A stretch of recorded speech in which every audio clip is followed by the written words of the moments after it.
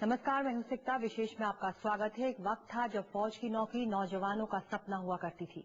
वो नौकरी जो अच्छी तनख्वाह के साथ साथ समाज में ऊंचा रुतबा देती थी। लेकिन बीते कुछ सालों से नौजवान सेना से दूरी बनाए हुए हैं, जिसकी वजह से भारतीय सेना के तीनों अंगों में अफसरों की भारी कमी है और अब सेना को एक नई मुसीबत से जूझना पड़ रहा है। सेना के अफसर बड़ी तादाद में इस्तीफे दे रहे हैं। आखिर क्या वजह है? उनकी मजबूरियां या फिर बाहर की सुनहरी दुनिया? तो इसी से जुड़ा है हमारा आज का विशेष।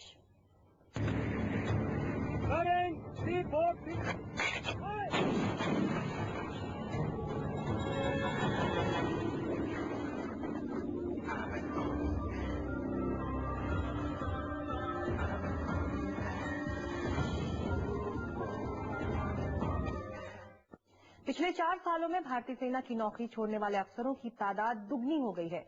थल सेना, वायुसेना या फिर नौसेना, अफसरों की कमी हर जगह है। अब डर इस बात का है कि अगर छठे वेतन आयोग से निराशा हुई तो ये संख्या और भी ऊपर जा सकती है।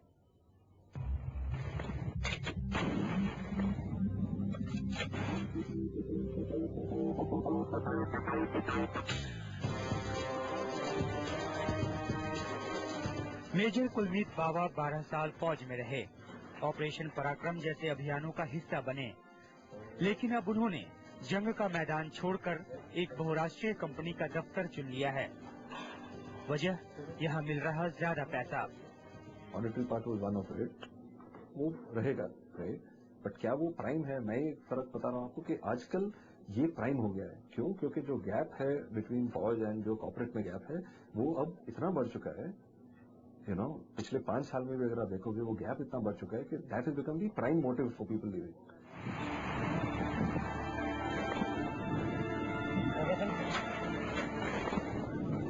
भारतीय फौज पर दरअसल ये नया दुश्मन बहुत भारी पड़ रहा है। 12 साल फौज में नौकरी करने के बाद मेजर साहब को करीब 18,000 रुपए मिलते थे। अब 3 लाख से ज्यादा मिलते हैं। यही वजह है कि काबिल अफसर फौज छोड़कर बाहर नौकरी खोज रहे हैं। बीते कुछ साल से सेना की नौकरी छोड़ने वालों की तादाद काफी बढ़ी है। 2003 में थल सेना में 387, नौसेना में 116 और वायुसेना में 224 अफसरों ने नौकरी छोड़ने के लिए अर्जी दी थी। 4 साल बाद 2007 में ये संख्या दोगुनी से भी ज्यादा हो गई है। थल सेना में 1130, नौसेना में 284 और वायुसेना में 287 अफसरों ने नौकरी छोड़ने की अर्जी दी है। हमें लगता है कि छठा वेतन आयोग इस पर ध्यान रखेगा कि ये लोग कितनी कठिन हालत में काम कर रहे हैं।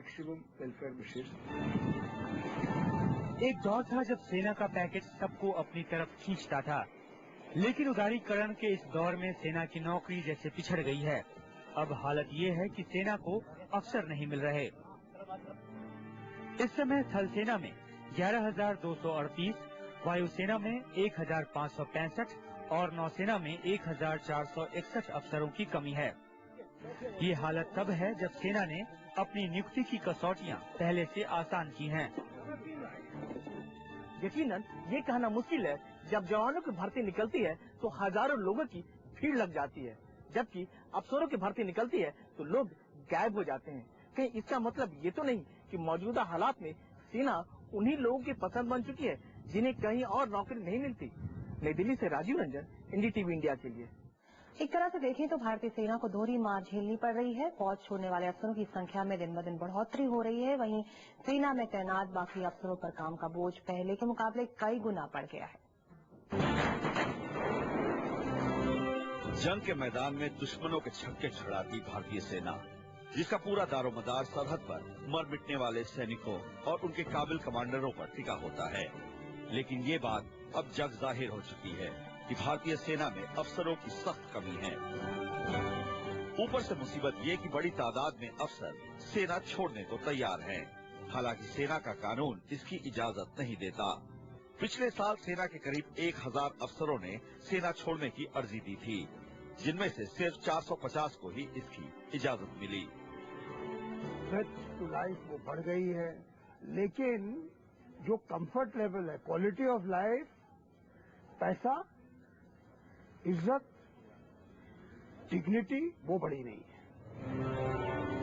बड़ी संख्या में अफसरों के सेना छोड़कर जाने से मौजूदा अफसरों पर दबाव बढ़ना लाजमी है। कभी सेना में 44,000 अफसर हुआ करते थे, जो संख्या अब घटकर करीब 34,000 पहुंच गई है। असर सामने है।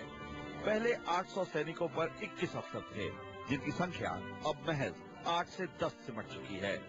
इनमें से भी 3-4 अफसर छुट्टी पर या फिर पोस्ट पर होते हैं और काम का सारा बोझ बाकी बचे 5-6 अफसरों के माथे होता है।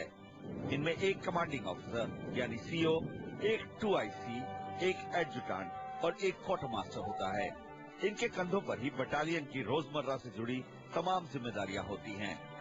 ऐसे हालात में जमीनी कार्रवाई के लिए मुश्किल से 2 या 3 अफसर उपलब्ध होते हैं। इनमें भी कर्नल से नीचे के पदों पर ज्यादातर नौजवान अफसर ही बचे हैं, क्योंकि फौज छोड़ने वालों की ज्यादा संख्या उनकी है जो 10 से 12 साल की नौकरी कर चुके होते हैं। लिहाजा बटालियन के पास काबिल और अनुभवी अफसरों की कमी पड़ गई है। सबसे पहले ऑपरेशनल एफिशिएंसी के ऊपर, क्योंकि वही ऑफिसर रिसाइकिल होता है हर ऑपरेशन के लिए। दूसरा ट्रेनिंग के ऊपर, जहाँ की ऑफिसर की प्रेजेंस जरूरी है। और तीसरा एडमिनिस्ट्रेशन के ऊपर, जहाँ भी ऑफिसर की पूरी जिम्मेदारी। तो इन 3 चीजों पे सबसे ज्यादा असर है। सेना में अफसरों के कामकाज के हालात भी तेजी से बदले हैं। उन्हें मनचाहे वक्त पर छुट्टियां नहीं मिलती। कागजी खानापूरी इस कदर बढ़ गई है कि सरहद के इन शेरों के मन में पेपर टाइगर्स का खौफ घर कर गया है। खासकर कश्मीर और उत्तर पूर्वी राज्यों में कोर्ट ऑफ इंक्वायरी और मानवाधिकार के बढ़ते मामलों ने भी अफसरों की नाक में दम कर रखा है। इसी कमी का असर हथियारों के रख रखाव पर भी पड़ता है और समय पर उनकी देखभाल नहीं हो पाती। यही वजह है कि कई बार हथियार ऐन मौके पर दगा दे जाते हैं।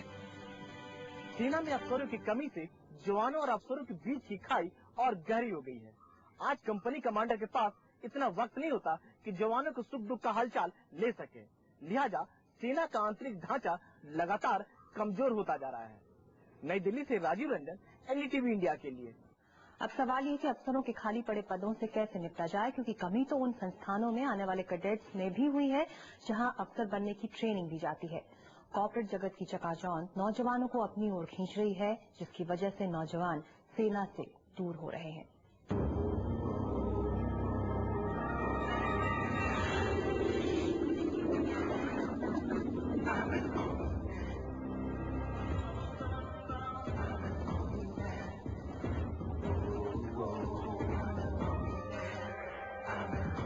देश के नौजवानों से सेना में शामिल होने की ये अपील अब कमजोर पड़ती जा रही है।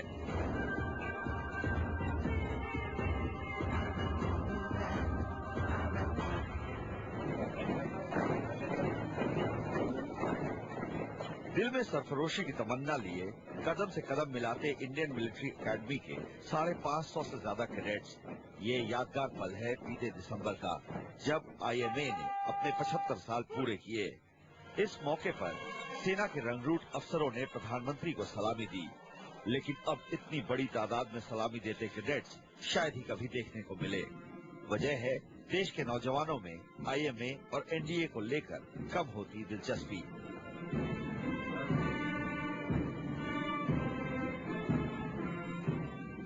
पिछले कुछ सालों से IMA और NDA में आने वाले कैडेट्स की तादाद में भारी गिरावट आई है। एक वक्त था जब इन संस्थानों की दहलीज पर पांव रखना नौनिहालों का सपना हुआ करता था, लेकिन ग्लोबलाइजेशन के दौर में रंगीन ख्वाब दिखाता प्राइवेट सेक्टर उन सपनों में सेंधमारी करने में कामयाब रहा है। आलम यह है कि इस साल IMA की 250 सीटों के लिए सिर्फ 86 कैडेट ही भर्ती किए जा सके। इसी तरह NDA को भी 300 सीटों के मुकाबले महज 190 कैडेट से ही संतोष करना पड़ा। जिस लाइन पे हम कैडेट्स को एक्सेप्ट करते हैं, वो लाइन के नीचे नहीं हमारे डिफेंस सर्विसेज या गवर्नमेंट आएगी। उस लेवल तक पहुंचने के बाद ही जो ज्वाइन करना चाहे वो ज्वाइन कर सकता है, भले ही सीट खाली रह जाए। नहीं, ऐसा है कि quality is most important. Leadership means quality. You cannot compromise with quality.